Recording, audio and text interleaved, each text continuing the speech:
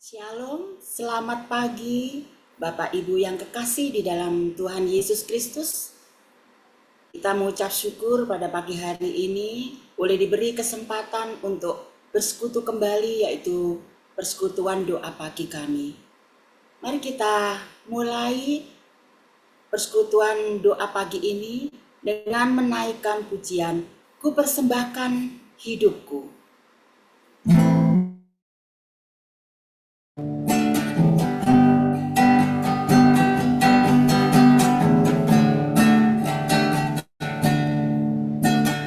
Ini aku,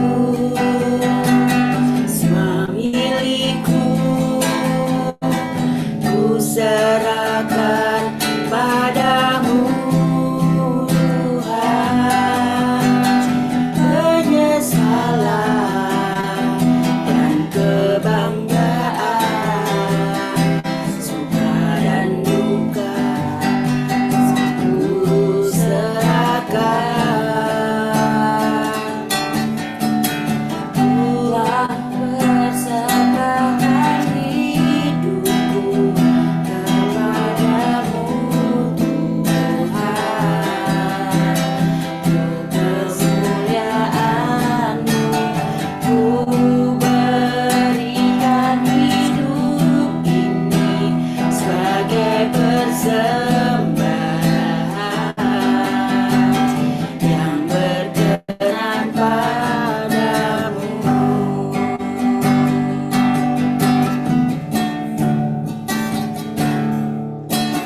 Yang telah lalu,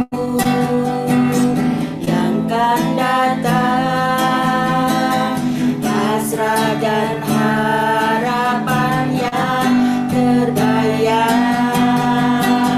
masa depan dan rencanaku, semua serahkan dalam tangan-Mu. Ku persembahkan hidupku kepadamu, Tuhan. Untuk kemuliaan-Mu, ku berikan hidup ini sebagai persembahan kenan padamu.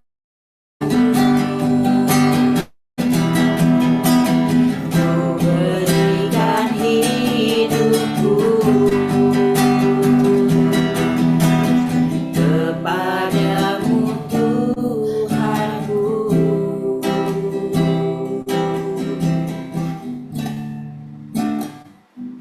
Mari kita bersatu di dalam doa.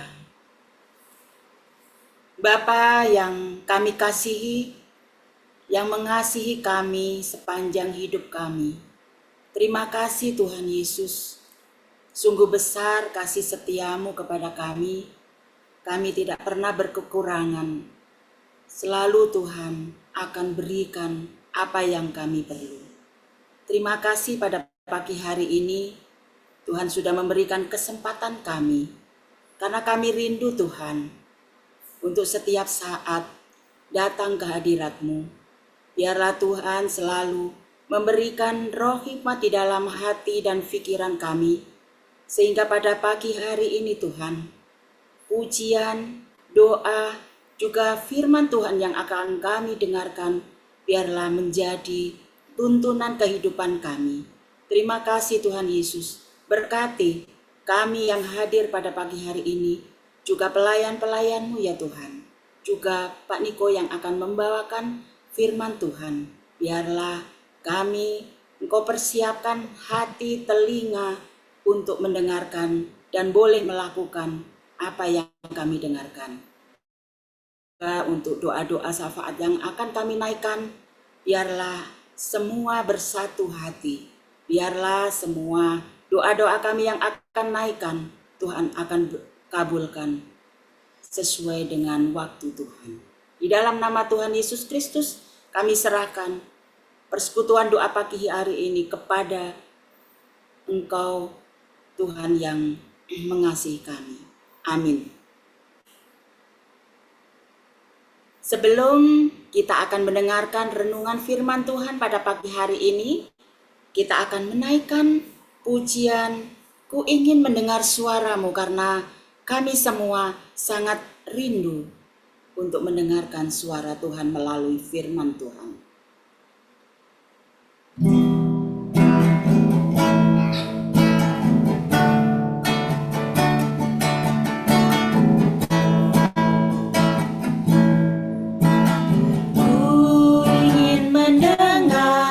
Suara-Mu Tuhanku, ku sadar diciptakan untuk rencana-Mu yang mulia.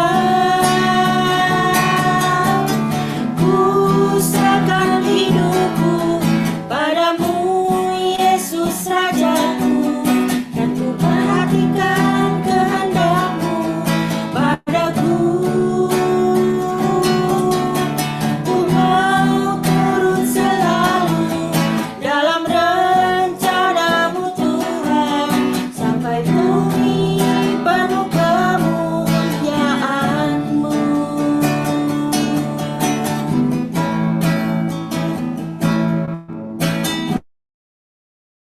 Mendengar suara-Mu Tuhanku, ku sadar diciptakan untuk rencana-Mu yang mulia.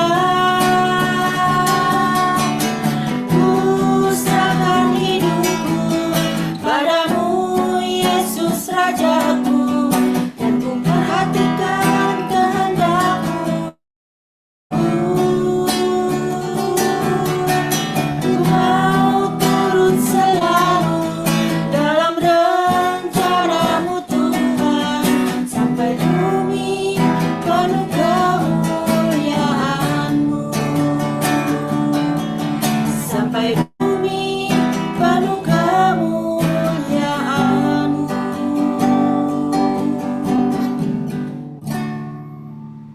Kami persilakan Pak Niko untuk menyampaikan firman Tuhan. Ya, terima kasih Bu Rini. Mari Bapak Ibu, sebelum kita mendengarkan firman Tuhan, kita siapkan hati kita dengan berdoa. Mari kita berdoa. Tuhan Yesus, kami bersyukur untuk pagi hari ini kembali memberikan kami kesempatan untuk boleh bersekutu bersama di dalam persekutuan doa pagi ini ya Tuhan. Kami rindu untuk bersama-sama mendengarkan, merenungkan kebenaran firman Tuhan. Tolong kami Tuhan, supaya kami boleh bersama-sama belajar, kami boleh semakin mengerti, memahami isi hati Tuhan, dan kami pun boleh melakukannya dalam kehidupan setiap kami. Kami serahkan renungan firman Tuhan hari ini dalam tangan-Mu. Hanya di dalam nama Tuhan Yesus kami sudah berdoa. Amin. Ya, shalom, selamat pagi Bapak Saudara yang dikasihi Tuhan. Pagi hari ini saya rindu untuk membagikan satu sharing firman Tuhan, khususnya mengenai memahami hati Tuhan gitu ya. Nah Bapak Saudara, kenapa saya ingin membagikan satu topik ini? Karena seringkali kita manusia itu bisa salah paham Bapak Ibu Saudara. Ketika kita mengenal satu sama lain, ketika kita melihat atau bertemu dengan orang lain, biasanya kita punya impresi pertama. Ketika kita lihat seseorang, oh ya orangnya seperti ini nih. Nah seringkali antara impresi kita pertama kali dan setelah kita mengenal orang itu belum tentu sama. Nah makanya kita manusia sangat rentan untuk salah paham Bapak Ibu Saudara. Nah ini satu hal yang harus kita perhatikan. Nah ketika saya belajar di kampus, kami belajar bahwa ada yang namanya presaposisi. Jadi manusia itu biasanya punya praanggapannya sendiri, punya pemahamannya sendiri tentang sesuatu ataupun tentang seorang ketika kita bertemu dengan orang lain gitu ya. Ketika saya bertemu misalnya dengan Ibu Rini, impresi pertama saya dengan Bu Rini dan setelah saya mengenal dengan Ibu Rini itu bisa berbeda Bapak Saudara. Dan kalau kita tidak menyesuaikan presaposisi atau praanggapan kita dengan pengenalan kita terhadap orang itu, nah inilah yang berbahaya. Nah, kesalahpahaman inilah yang kita bisa bawa juga di dalam pengenalan kita akan Tuhan.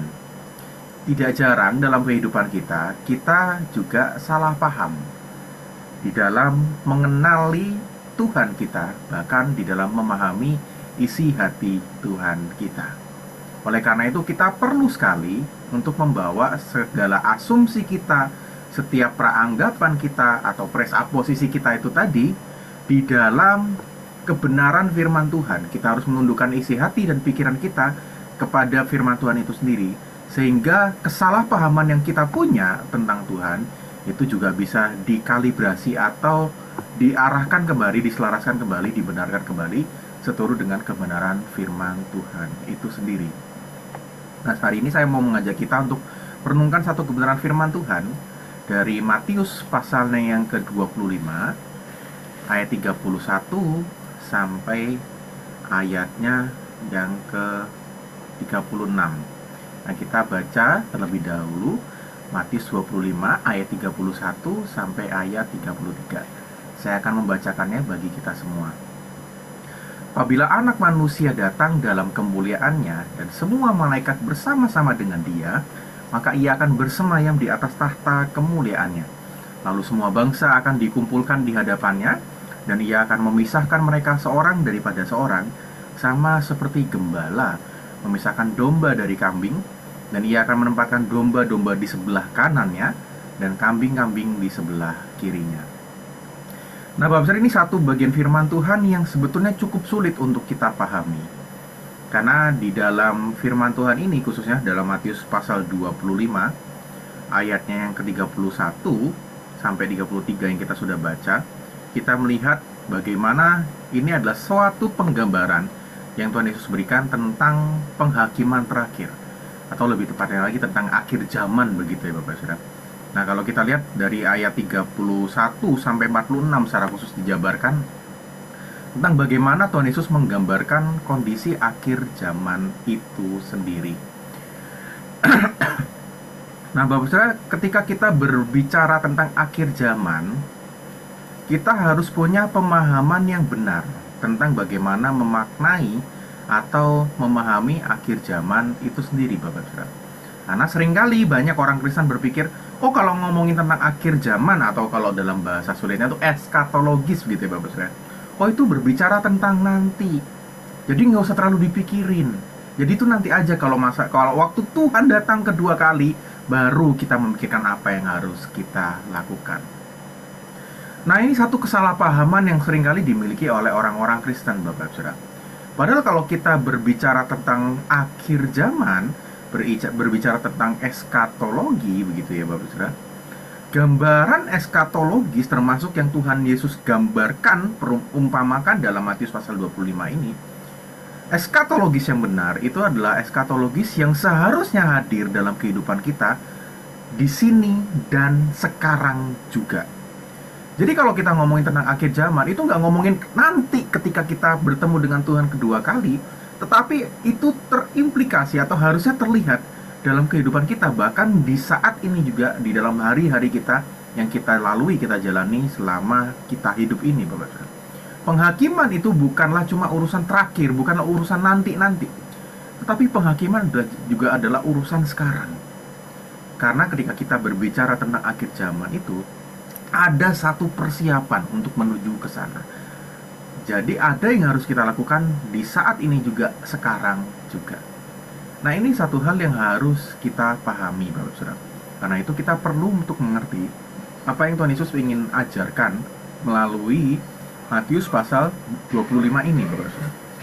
Kalau kita perhatikan, Tuhan Yesus menggambarkan, Tuhan Yesus mengibaratkan dalam Matius pasal 25 ini ada dua kelompok orang yang akan dipisahkan, Bapak Saudara. Kelompok yang pertama, Tuhan Yesus menggambarkannya sebagai kambing, dan kelompok yang kedua digambarkan sebagai domba.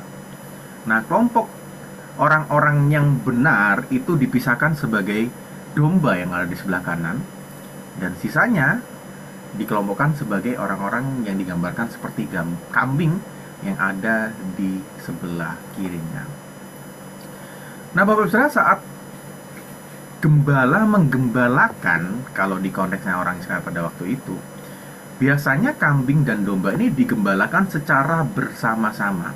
Keduanya berjalan bersamaan. Tapi saat musim dingin, mereka dibawa ke tempat bermalam yang berbeda, Bapak Saudara. Karena kalau kita perhatikan secara bentuk badannya aja ya Bapak Ibu, kambing itu harusnya memang kurang bisa bertahan dalam hawa dingin. Karena bulunya tipis, sedangkan kalau domba dia bulunya tebal. Jadi domba lebih bisa bertahan dalam hawa yang dingin. Makanya ketika musim dingin mereka dipisahkan ke dua tempat yang berbeda. Dan pemisahan ini juga perlu dilakukan karena dari sisi harga pun domba lebih dihargai lebih mahal atau dalam tanda kutip lebih berharga daripada kambing. Nah, dari sisi penampilan secara sekilas keduanya tuh punya ukuran, bentuk, dan warna yang mirip. Dan poin inilah sebetulnya yang ingin ditekankan, yang ingin dikatakan di dalam bagian ini, Bapak Saudara. Bahwa keduanya tuh serupa. Antara kambing dan domba itu mirip. Nah, di dalam gereja banyak terjadi seperti ini juga. Kalau kita perhatikan, orang-orang yang digambarkan oleh Tuhan baik sebagai domba ataupun kambing, dua-duanya itu sebenarnya ada di dalam gereja, Bapak Ibu. Dan mereka sangat mirip. Tetapi di dalam gereja, kita sebagai jemaat tidak punya panggilan untuk membedakan mana yang kambing, mana yang domba. Untuk membedakan mana yang lalang, mana yang gandum. Dan mungkin juga kita nggak bisa membedakan, Bapak Saudara, karena sangat mirip keduanya. Jadi sebenarnya ketika kita berbicara tentang ini, bukan artinya kita jadi menghakimi orang lain. Oh, kamu tuh kambing, oh kamu tuh domba. Bukan, Bapak Saudara. Tapi perumpamaan ini, bagian ini Tuhan ajarkan kepada kita supaya lebih kita mengenal diri kita sendiri. Kita menilik hati kita sendiri. Apakah kita ini adalah bagian orang-orang yang dikatakan seperti domba yang dipuji oleh Tuhan, atau seperti kambing yang malah tidak melakukan apa yang Tuhan inginkan dan kehendaki dalam hidup kita. Ini yang penting, Bapak Saudara. Jangan sampai ketika kita membaca bagian ini malah jadi satu bentuk penghakiman kita kepada orang lain. Karena sekali lagi, penghakiman itu adalah urusannya Tuhan. Dan Tuhan sendiri yang akan menghakimi, bukan tugasnya kita. Nah, ketika kita membedakan yang satu dengan yang lain, oh yang kamu tuh seperti kambing, oh kamu tuh seperti domba, oh yang ini seperti lalang, yang ini seperti gandum, oh yang ini kayaknya belum lahir baru nih, oh yang ini sudah lahir baru, oh yang ini sudah bertobat, yang ini belum. Yang bisa melakukan itu bukanlah kita manusia, karena sekali lagi kita manusia terbatas dan kita bisa salah paham, Bapak Saudara. Yang bisa melakukan penghakiman itu adalah Tuhan sendiri. Dan biarlah kita menyerahkannya itu kepada Tuhan. Biarlah itu dilakukan oleh Tuhan. Dan Tuhan, di dalam firman Tuhan hari ini kita belajar bahwa Tuhan melakukannya akan pada waktu akhir zaman nanti. Ketika pada akhir zaman, kita pun manusia akan dipisahkan seperti domba dan kambing tadi, Bapak Saudara. Mereka yang berada di sebelah kanan Raja, sebelah kanan Tuhan, akan mendapatkan ganjaran yang baik. Dan mereka yang ada di sebelah kiri akan dilemparkan ke dalam api yang kekal. Inilah yang harus kita pahami. Nah, kalau kita melihat mungkin gambarannya seperti gambar ini ya Bapak Ibu Saudara ya. Bagaimana ada dua kelompok orang yang dipisahkan antara kanan dan kirinya Tuhan. Nah, hal yang berikutnya yang harus kita pelajari adalah di ayat yang 34 sampai 36. Firman Tuhan mengatakan kepada kita semua. Dan raja itu akan berkata kepada mereka yang di sebelah kanannya, "Mari, hai kamu yang diberkati oleh Bapakku, terimalah kerajaan yang telah disediakan bagimu sejak dunia dijadikan. Sebab ketika aku lapar, kamu memberi aku makan, ketika aku haus, kamu memberi aku minum, ketika aku seorang asing, kamu memberi aku tumpangan, ketika aku telanjang, kamu memberi aku pakaian, ketika aku sakit, kamu melawat aku, ketika aku di dalam penjara, kamu mengunjungi aku." Nah, Bapak Saudara, Tuhan Yesus mengajak kita untuk bisa melihat apa yang Tuhan lihat. Tuhan Yesus mengajak kita untuk memahami apa yang menjadi isi hatinya. Nah, kenapa? Sekali lagi, karena kita seringkali manusia itu salah paham, Bapak Saudara. Contoh gampangnya, Bapak Saudara, ketika kita menjadi orang-orang percaya, gak jarang dari kita yang merasa bahwa oh yang namanya jadi orang Kristen yang baik itu artinya apa? Oh ya, kita harus rajin ibadah, tiap minggu datang ke gereja, rajin saat teduh, doa pagi, rajin ikut persekutuan komsel-komsel yang ada, baca Alkitab full, banyak ngafal ayat Alkitab. Dan di pikiran banyak orang yang namanya jadi orang Kristen, jadi orang percaya itu seperti itu. ibadah kita bagus, dari luar kelihatannya bagus. Tapi kalau kita perhatikan ketika penghakiman terakhir, Tuhan Yesus menggambarkannya tidak seperti itu, Bapak. Tuhan Yesus gak bertanya kepada kita ketika dia datang kedua kali dan melakukan penghakiman terakhir. Yang Tuhan Yesus tanyakan bukan berapa kali kamu berdoa, berapa lama kamu berdoa, seberapa sering kamu datang ke gereja, berapa banyak ayat Alkitab yang kamu hafalkan. Tapi yang Tuhan Yesus tanyakan adalah, apakah ketika ada orang yang membutuhkan, kamu menolong orang itu? Ketika ada orang kelaparan, kamu memberi mereka makan. Apakah ketika ada orang asing yang membutuhkan tumpangan, kamu hadir buat mereka?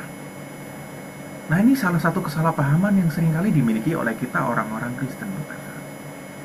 Di pikiran kita, kalau ngomongin jadi orang percaya, ngomongin tentang ibadah, itu adalah hari Minggu ketika datang ke gereja.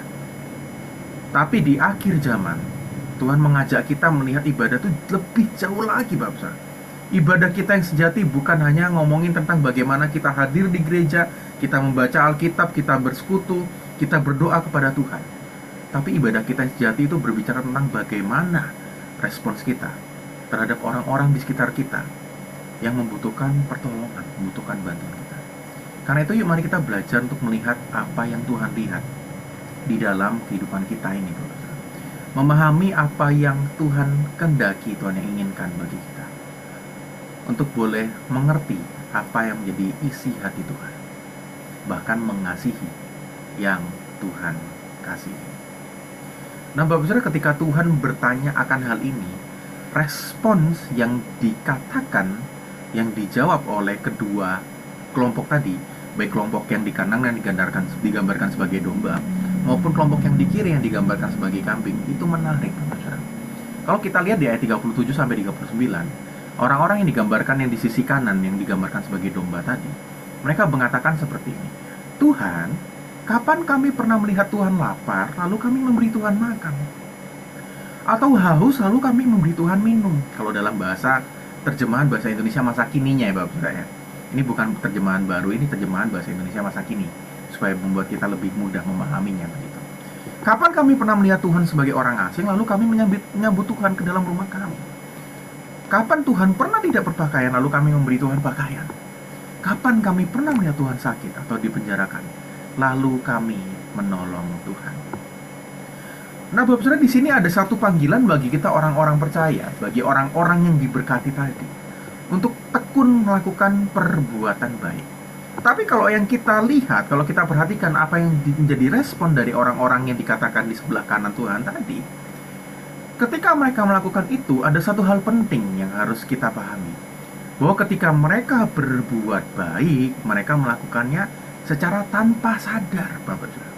Karena itu bagian ini maksudnya bukan supaya nanti kita jadi sadar setiap kita berjumpa dengan orang lain itu adalah satu ujian yang Tuhan berikan. Setiap kita berjumpa dengan orang baik, wah aku harus berbuat baik buat mereka. Wah aku harus berbuat baik, aku harus menolong mereka. Jadi kita secara sadar berbuat baik melakukannya. Bukan, Bapak Saudara. Tujuannya bukan itu. Jadi ini Tuhan ajarkan pada kita bukan supaya kita menganggap bahwa setiap pertemuan kita dengan orang lain adalah ujian. Karena kalau demikian kita malah gak jadi dapat pesannya, Bapak. Seakan-akan pesannya, jadi kalau kita ketemu orang, kita harus sadar waktu kita melakukan perbuatan baik. Dan ini sama sekali bukan pesannya, Bapak. Malah justru inilah yang mau dikritik di bagian ini oleh Tuhan Yesus. Yang ingin ditekankan oleh Tuhan, malah justru ketika kita melakukan perbuatan baik, ketika kita menolong orang lain, kita tidak sadar bahwa kita sedang melakukan perbuatan baik itu sendiri. Jadi perbuatan baik kita ini bukan supaya kita mendapatkan sesuatu, bukan karena alasan tertentu, tapi adalah sebuah kebaikan yang muncul secara alami dari dalam hati kita. Sebuah perbuatan baik yang kita lakukan dengan tulus tanpa pamrih. Inilah yang paling penting, Bapak Saudara. Karena nggak bisa dipungkiri, Bapak Saudara, di dalam kehidupan kita, ketika kita menolong orang lain, ketika kita berbuat baik, nggak jarang kita melakukannya dengan alasan-alasan tertentu. Bahkan kita melakukannya dengan memandang muka. Jadi kita pun bisa milih-milih ketika nolong orang lain. Oh, kamu baik sama aku nolong kamu. Tapi kalau kamu nggak baik sama aku, kamu jahat sama aku, ya mohon maaf, aku nggak mau nolong kamu. Nah, seringkali kita manusia itu seperti itu, Bapak Saudara. Dan apa yang ingin diajarkan di dalam Matius ini, Matius 25 ini, ingin membebaskan kita dari dosa kemunafikan itu sendiri. Karena firman Tuhan mengajarkan pada kita, Tuhan Yesus itu hadir secara tidak dikenal melalui representatifnya. Karena Tuhan Yesus tahu seringkali kita berbuat baik dengan motif atau alasan yang keliru, Bapak Saudara. Gak jarang kita melakukannya dengan memandang muka, dengan memilih-milih, atau bahkan karena ada alasan tertentu di balik perbuatan baik kita. Supaya nanti setelah kita berbuat baik, kita mendapatkan sesuatu gitu. Nah, salah satu yang sering saya pahami adalah banyak orang mengajarkan, oh kamu harus berbuat baik. Kenapa? Supaya nanti kalau kamu butuh bantuan, orang itu juga nolong kamu. Nah, ini betul apa keliru, Bapak Saudara? Tujuannya baik ya, kita menolong orang lain itu. Tapi ada embel-embelnya di belakangnya. Kamu nolong orang itu supaya apa? Supaya nanti kalau kamu butuh bantuan, orang itu juga nolong kamu. Jadi pada akhirnya, ketika kita berbuat baik, alasannya apa? Untuk diri kita sendiri, supaya kita sendiri yang diuntungkan. Dan Tuhan gak ingin kita berbuat baik dengan pemahaman, dengan motivasi yang seperti itu. Dan pertanyaan yang ingin Tuhan tekankan di sini bukan apakah kita sebagai orang-orang Kristen itu berbuat baik atau tidak, bukan Bapak Saudara. Tetapi apakah kita sebagai orang percaya, apakah kita sebagai gereja, ketika kita melakukan perbuatan baik, ketika kita menolong orang lain, itu adalah suatu tindakan kebaikan yang secara alami, secara natural terjadi, atau itu sesuatu yang kita lakukan supaya kita dilihat baik oleh orang lain, supaya kita kelihatan jadi orang yang baik, atau supaya kita mendapatkan sesuatu dari orang yang kita tolong itu. Jadi Tuhan Yesus tidak ingin kita memiliki pemahaman spiritualitas supaya dipandang itu, Bapak Saudara. Karena Tuhan Yesus pun mengkritik orang-orang Farisi dan ahli Taurat di zamannya. Orang-orang Farisi dan ahli Taurat itu bukan orang biasa, Bapak Saudara. Mereka adalah orang yang sangat taat beragama. Mereka melakukan semua perintah Taurat. Dan bahkan mungkin mereka dianggap sebagai orang yang paling religius pada waktu itu. Kehidupannya kelihatan suci, kelihatan kudus, kelihatan tidak bercela. Tapi Tuhan Yesus pun mengkritik mereka, Bapak Saudara. Kenapa? Bukan karena mereka tidak berbuat baik, bukan karena mereka tidak melakukan perintah-perintah Tuhan, tetapi karena mereka punya motivasi yang salah. Hati mereka itulah, pemahaman mereka itulah yang salah. Dan inilah yang Tuhan ingin ajarkan kepada kita. Supaya ketika kita berbuat baik, ketika kita melakukan sesuatu, kita melakukannya dengan motivasi hati yang benar, dengan ketulusan hati, dengan kemurnian hati kita. Karena ketika kita membaca cerita ini, yang indah adalah ketika orang-orang itu menolong sesamanya. Mereka tidak sadar bahwa ketika mereka melakukan perbuatan baiknya, ketika mereka menolong orang lain, Yesus hadir di dalam orang-orang tersebut. Nah, saya ingin memberikan satu contoh video yang kiranya dapat membantu kita untuk memahami akan hal ini.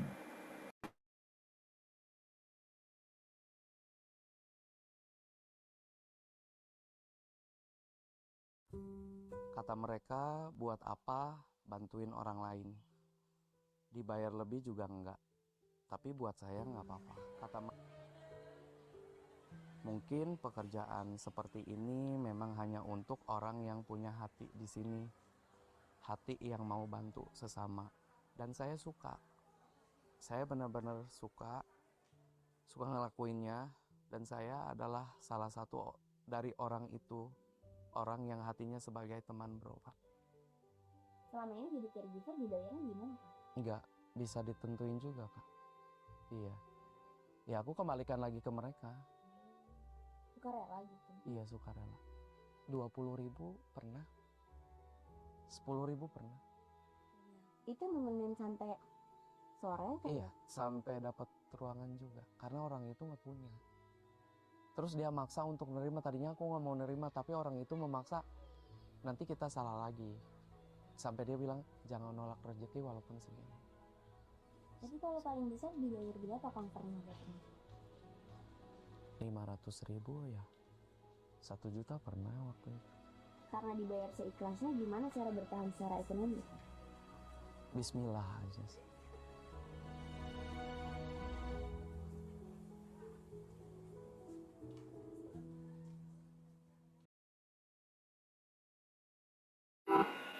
Ya, Bapak Ibu Saudara. Jadi beberapa waktu yang lalu waktu saya lihat di media sosial gitu ya, ada cerita tentang Kang Asep ini. Dia adalah seorang caregiver yang membantu orang-orang yang membutuhkan bantuan ketika mereka sakit, gak ada yang menemani. Kang Asep ini datang untuk menemani mereka. Nah, Bapak Saudara, di zaman sekarang kita tuh melihat segala sesuatu tuh menjadi satu hal yang relasi transaksional gitu, Bapak Saudara. Kalau kita membutuhkan, ya kamu memberikan kepada saya gitu. Termasuk ketika kita membutuhkan bantuan pun. Ketika ada orang-orang butuh bantuan, zaman sekarang segala sesuatu tuh seakan-akan dipatok harga gitu, Bapak Saudara. Makanya kalau Bapak Ibu lihat, pekerjaan zaman sekarang tuh semakin banyak, Bapak Saudara. Karena banyak pekerjaan jasa. Kalau dulu mungkin susah gitu ya, kita mau cari pembantu, mau cari orang bersih-bersih, harus lewat ada jalurnya sendiri. Tapi kalau sekarang kalau kita mau cari orang bersih-bersih, cari pembantu, lewat media sosial udah banyak dan udah ada tarifnya gitu ya. 1 jam berapa jam berapa, termasuk orang-orang yang caregiver tadi, Bapak. Zaman sekarang kalau kita mau butuh orang yang untuk menemani kita ke rumah sakit, nah kalau kita mau bayar orang tuh bisa, Bapak Saudara. Nah, tapi sekali lagi, yaitu satu hal yang transaksional. Ya, kamu butuh, aku kasih, tapi ada uangnya di sana. Nah, apa yang dilakukan Kang Asep ini bukanlah satu relasi yang transaksional. Dia melakukan karena dia benar-benar tulus melakukannya. Kenapa? Karena kita melihat dia nggak matok harga, Bapak. Bahkan ada orang yang mungkin nggak bayar, tadi kalau kita dengar juga ada orang yang cuma bayar 10.000, 20.000, Kang Asep menerima semuanya itu. Dan bahkan dia menemani dari rumahnya sampai dia masuk ke rumah sakit sampai dapat kamar. Nah, ini satu hal yang sebenarnya nggak mudah kan, Bapak. Sudah mengorbankan waktu, mengorbankan tenaga, mengorbankan uang juga mungkin. Tapi Kang Asep nggak mengukur semuanya itu karena dia melakukannya dengan hati yang tulus untuk menolong orang itu. Nah, ketika diinterview, diwawancara, kenapa Kang Asep melakukan ini? Karena dia punya ayah yang juga dulu itu sering ke rumah sakit. Jadi dia nemeni ayahnya bolak-balik ke rumah sakit. Dan ketika dia melihat banyak orang-orang yang sendirian, nggak punya orang yang menemani itu datang ke rumah sakit, dia merasa bahwa dalam tanda kutip ya Tuhan memanggilnya untuk melakukan pekerjaan itu, untuk menolong orang-orang yang membutuhkan bantuan. Nah, Bapak Saudara, di dalam kehidupan kita sebagai orang-orang Kristen, orang-orang percaya, bukankah ini juga yang harus kita lakukan? Kita melakukan perbuatan baik, kita menolong orang lain, itu benar-benar dengan hati yang tulus. Karena kita sudah merasakan kasih setia Tuhan, kebaikan Tuhan, makanya kita melakukan perbuatan baik itu untuk orang lain sebagai wujud ungkapan syukur kita kepada Tuhan. Karena itu, Bapak Saudara, mari kita belajar melalui firman Tuhan hari ini, bagaimana kita juga mau punya hati untuk melayani mereka yang terhina, melayani mereka yang membutuhkan bantuan kita. Sekali lagi, bukan karena mereka layak untuk dibantu, bukan karena mereka adalah orang yang baik, adalah orang yang pantas untuk mendapatkannya, bukan untuk mendapatkan sesuatu dari mereka, tapi semata-mata karena kita ingin menyatakan ungkapan syukur kita kepada Tuhan yang sudah memberikan kita kasih setianya, dan kita ingin membagikan kebaikan dan kasih setia Tuhan itu pada orang-orang lain juga, supaya mereka juga bisa merasakan kebaikan dan kasih setia Tuhan. Di ayat yang 40-45 firman Tuhan mengatakan pada kita, ketika Tuhan Yesus menjawab kepada orang-orang, dia mengatakan, ketahuilah waktu kalian melakukan hal itu, sekalipun kepada salah seorang dari saudara-saudaraku yang beriman, berarti kalian melakukannya kepada aku. Dia menjawab seperti itu. Dan ketika dia menjawab pada orang-orang yang di sebelah kiri, yang digambarkan seperti kambing tadi, Tuhan Yesus juga mengatakan, ketika kamu tidak mau menolong salah seorang yang terhina, berarti kamu pun juga tidak mau menolong aku. Dan firman Tuhan ini ditutup dengan satu kalimat, maka orang-orang itu akan dihukum dengan hukuman yang kekal, sedangkan orang-orang yang melakukan kehendak Allah akan mengalami hidup sejati dan kekal. Nah, Bapak Saudara, kalau kita lihat yang menjadi respon antara orang yang digambarkan domba ataupun kambing tadi, responnya sama, Bapak Saudara. Dua-duanya terkejut. Karena apa? Yang kambing terkejut karena mereka selama ini selalu menolong karena memandang muka, karena ada alasan-alasan tertentu. Sedangkan waktu itu digambarkan gak kelihatan bahwa itu Yesus. Mereka melihat itu bahwa orang itu adalah orang-orang yang biasa, orang-orang terhina, makanya mereka nggak mau menolong orang itu. Dan yang tidak kalah menarik, orang-orang yang melayani orang-orang yang baik pun itu juga kaget. Mereka kaget bukan karena mereka nggak merasa bahwa yang mereka layani itu adalah ternyata Tuhan Yesus sendiri, tetapi juga karena Tuhan ternyata mengingat segala perbuatan baik mereka, yang mereka sendiri bahkan nggak bikin catatan, mereka sendiri bahkan nggak mengingat-ingat akan perbuatan baik atau jasanya terhadap orang lain, Bapak Saudara. Nah, Bapak Saudara, menghidupi kehidupan yang sangat sadar di dalam melakukan perbuatan baik, ini satu hal yang berbahaya. Ketika orang waktu memberi itu harus selalu ada catatannya gitu ya. Oh, saya udah ngasih ini loh ke gereja kemarin. Oh, saya udah nolong orang ini, orang ini, orang ini. Nah, kalau kita mencatat semua perbuatan baik kita, ini sebetulnya satu hal yang bisa membawa kita untuk jatuh dalam dosa, saudara. Karena apa? Ketika kita mencatat semua perbuatan baik kita mengingat-ingat semua perbuatan baik kita, dan kita merasa bahwa Tuhan harus mengingat semuanya itu. Sebetulnya kita sedang jadi orang yang egois, yang berpusat pada diri kita sendiri. Orang lain nggak boleh melupakan kebaikan saya. Tuhan nggak boleh melupakan kebaikan saya. Tuhan harus mengingat semuanya. Tapi apa yang Tuhan ajarkan kepada kita dalam firman Tuhan hari ini? Satu tindakan yang benar, motivasi yang benar ketika berbuat baik adalah bahwa ketika kita melakukan perbuatan baik, harusnya kita tidak sadar ketika kita berbuat baik. Jadi ini adalah satu kerohanian yang mengalir secara alami begitu saja. Bukan secara sengaja atau dibuat-buat kita lakukan. Bukan karena ditakut-takuti juga, tetapi karena kita memang mengenal Tuhan kita dengan benar. Dan ketika kita sudah merasakan kasih Tuhan yang begitu luar biasa ini dalam hidup kita, itu harusnya secara alami muncul di dalam kehidupan kita, dan kita dengan senang hati melakukannya. Sekali lagi, jangan sampai ketika kita berbuat baik kita mencatat semuanya, kita mengingat-ingat semuanya, karena biarlah Tuhan yang mengingat semuanya. Dan marilah kita berbuat baik, menolong orang, bukan karena orang lain pantas, bukan karena mereka layak mendapatkannya, tapi karena kita yang tidak layak itu sudah diberikan satu kesempatan indah untuk merasakan kasih Tuhan, dan kita pun diajak untuk membagikan kasih Tuhan itu kepada orang-orang lain yang ada di sekitar kita. Kiranya Tuhan menolong kita semua, supaya kita pun bisa menjadi orang-orang yang berbuat baik kepada orang lain, dan kita melakukannya dengan hati yang tulus, karena Tuhan sudah terlebih dahulu mengasihi kita. Amin. Mari kita berdoa. Tuhan Yesus, firman sudah diberitakan, ajar kami untuk terus boleh menjadi orang-orang Kristen yang senantiasa mau mengasihi orang lain, senantiasa mau menolong orang lain, bukan supaya kami dianggap baik oleh Tuhan, bukan supaya kami dicatat semua perbuatan baiknya, bukan supaya kami dianggap jadi orang-orang yang hebat, orang-orang yang luar biasa hebat. Tapi kami rindu kami melakukan semuanya itu karena ketulusan hati kami, karena hati yang murni, karena kami sadar bahwa kami pun sebetulnya adalah orang-orang yang terhina, orang-orang yang tidak layak untuk mendapatkan kasih setia Tuhan.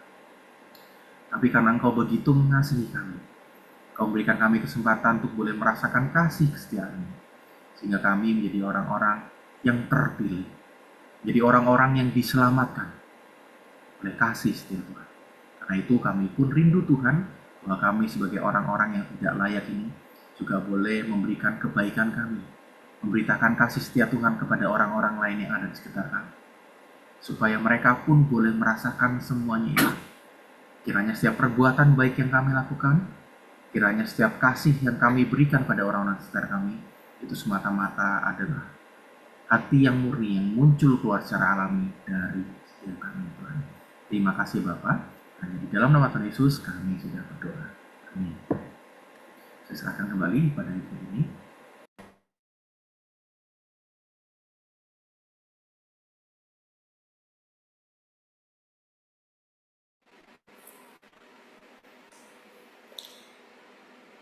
Terima kasih Pak Niko, firman Tuhan yang sudah diberitakan. Biarlah firman Tuhan pada pagi hari ini menjadi berkat bagi semua, dan kita lebih mengerti dan memahami setiap firman Tuhan yang kita dengarkan. Sebelum kita akan menaikkan doa-doa syafaat, kita akan memuji Tuhan, dan nanti untuk doa penutup, saya mohon Pak Niko akan menutup doa pagi ini. Mari kita naikkan karena kita selalu membutuhkan Tuhan, selalu perlu Tuhan setiap saat. Kami perlu Kau Tuhan.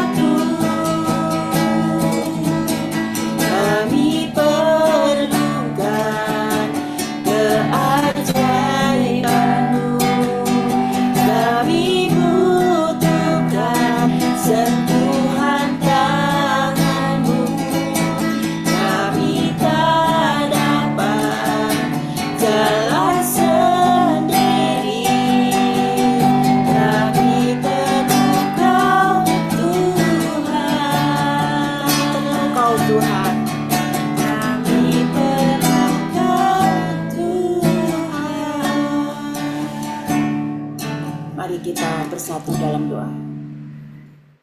Kami juga berdoa ya Tuhan untuk setiap jemaat dari gereja kami ya Tuhan. Kiranya Tuhan yang terus boleh berkati, limpahkan kesehatan, bahkan sukacita bagi seluruh jemaat dari GKMI Pengharapan. Kiranya Tuhan sendiri yang terus memimpin kehidupan setiap kami, menyertai kehidupan setiap kami. Bahkan seperti firman Tuhan yang kami sudah dengarkan hari ini, kami rindu sebagai jemaat dari GKMI Pengharapan, Tuhan boleh terus memakai kami untuk menjadi perpanjangan tangan Tuhan, jadi saluran berkat bagi orang-orang yang di sekitar kami, sehingga kami pun boleh Tuhan pakai menjadi berkat, bukan karena kami baik, bukan karena kami hebat, tetapi karena kami orang-orang yang tidak layak ini, sudah Tuhan berikan kesempatan untuk merasakan kasih setia Tuhan. Kami pun rindu untuk berbagi kasih, membagikan kasih setia Tuhan pada orang-orang yang ada di sekitar kami. Terima kasih ya Tuhan, kami serahkan setiap doa-doa kami di dalam tangan-Mu. Di dalam nama Tuhan Yesus kami sudah berdoa. Amin. Mari kita pujikan Bapa, terima kasih. Bapa, terima kasih. Bapa, terima kasih. Bapa, di dalam surga ku berterima kasih. Amin. Kita mengambil waktu teduh, Bapak Ibu Saudara.